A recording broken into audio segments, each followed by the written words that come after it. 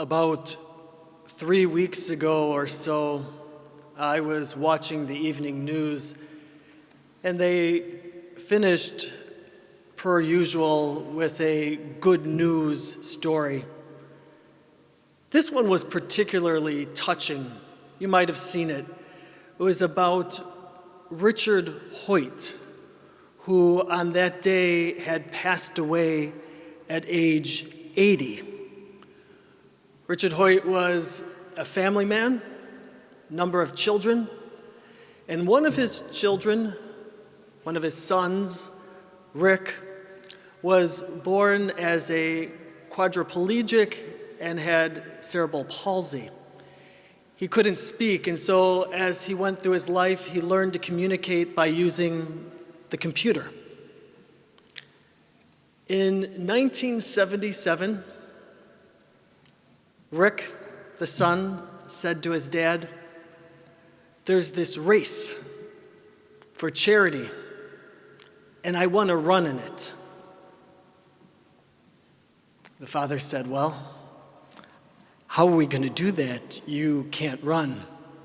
He says, "Yes." He says, "I could run because we can run." He says, "You can run, push me in the wheelchair, and we'll do it together." In 1977, Richard Hoyt was completely out of shape, but his son wanted to do this, and they entered the race. They finished in second to last place. There was only one person who came in slower. And Richard Hoyt thought it was a good thing to do with his son, and he also thought it was a one and done. And that night, his son Rick wrote to him on his computer, "Dad, when you and I ran today, it was the first time in my life that I felt that I was not disabled. Let's continue to run." So Richard Hoyt said, "I have to get into shape." And he got into shape by running with his son. And for the rest of his life until he died at 80, he ran with his son. They did 12 Boston marathons. They ran over 1,000 races across the country, from marathons to 5Ks to even triathlons.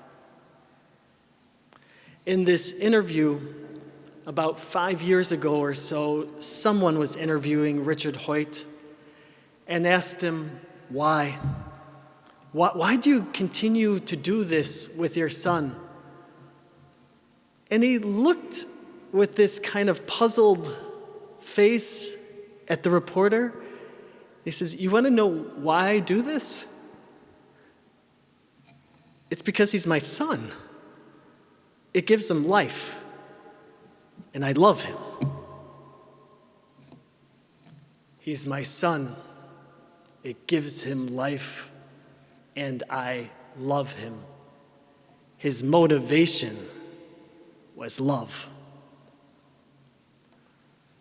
Why did God the Father send his only begotten Son to the world? God so loved the world that he sent his only begotten Son. The motivation is love. It gives life to his sons and daughters to send a Savior, giving them life through his Son.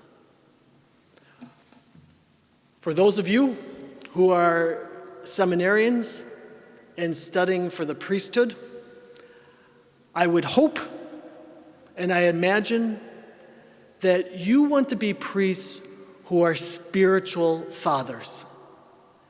And if you are going to be a good spiritual father, you need to reflect the love of God, our Father. Motivation for your priesthood, for your ministry, is love. Love through Christ. Now, listen, the motivation for everything in our lives should be love.